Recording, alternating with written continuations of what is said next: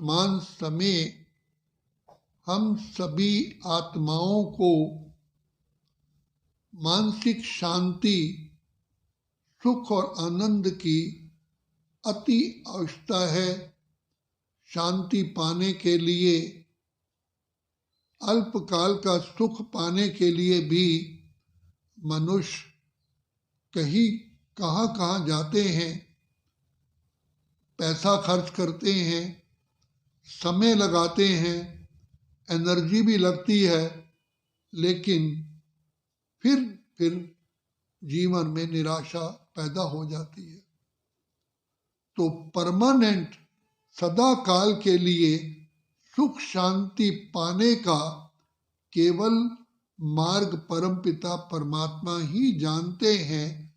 इसलिए कहा, हे शांति दाता, हे सुखदाता, हमें ये वरदान दीजिए ताकि हम जीवन में सुखी रहें।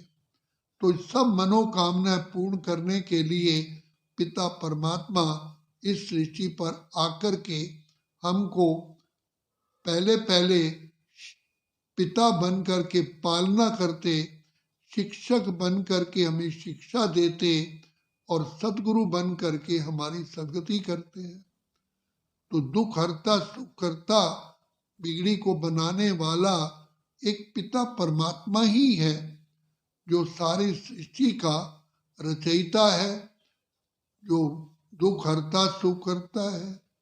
तो बाप इस कलयुग के अंत और सतयुग की आदि संगम पर हम बच्चों को आकर के सबसे पहले हमारी झोली ज्ञान रत्नों से भरते हैं, क्योंकि ज्ञान अंजन सतगुरु दिया, अज्ञान अंधेर विनाश। अज्ञानता के कारण ही मनुष्य आत्माएं दुखी होती हैं।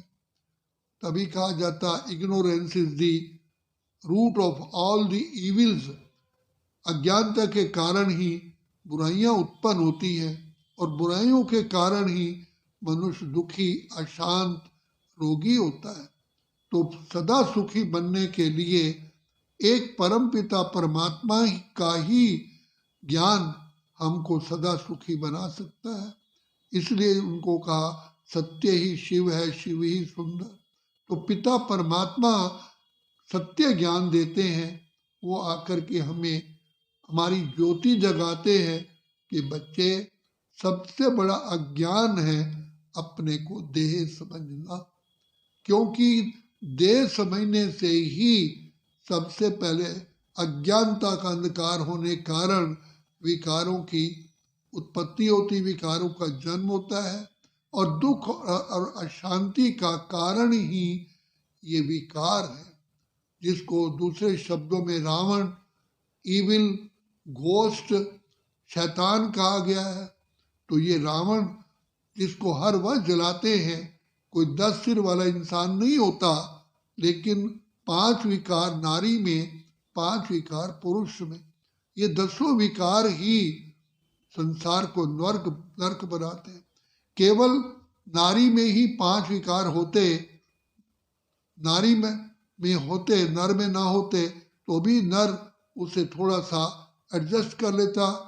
अगर नर में 5 विकार हो, नारी में ना हो, तो वो भी इस गृहस्थ आश्रम की गाड़ी को ठीक तरह से चला पाती। अब दोनों में ही विकार है। इसलिए शिव बाबा कहते हैं, आज की दुनिया ही रावण राज्य है, नरक है। तो इसलिए बाप आकर के इस रावण 5 विकारों पर हम सब आत्माओं को जीत प्राप्त कराते हैं।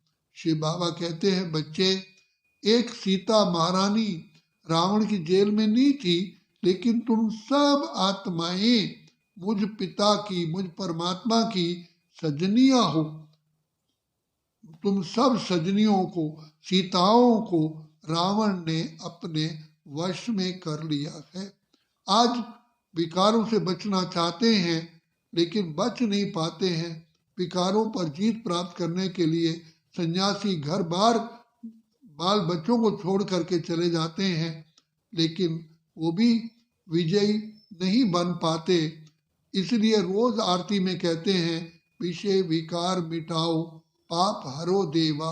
तो विषय विकारों का रूट, जो जड़ है, वो बाप ही जानते हैं देह अभिमान ही पतन की जड़ है। देह समझने से ही विकारों की उत्पत्ति होती है। इसलिए शिव बाबा ने आकर के सबसे पहले हमें आत्मिक ज्ञान दिया, और गीता जो हम पढ़ते आए उसमें भी यही कहा कि अर्जुन तुम आत्मा हो, अजर अमर अविनाशी हो, ये देह तो तुम्हारा वस्त्र है, ऐसे देह अनेकों बार ग्रहण कर चुके हो, तुम आत्मा हो, अजर अमर अविनाशी हो। तो आत्मिक स्मृति में आने से ही, ये अभ्यास करने से ही आत्मिक स्थिति जो सत्य है उसमें टिकने से ही अपने आप ये विकारों से मुक्ति होती है और आत्मा सत्व प्रधान बनती जाती है।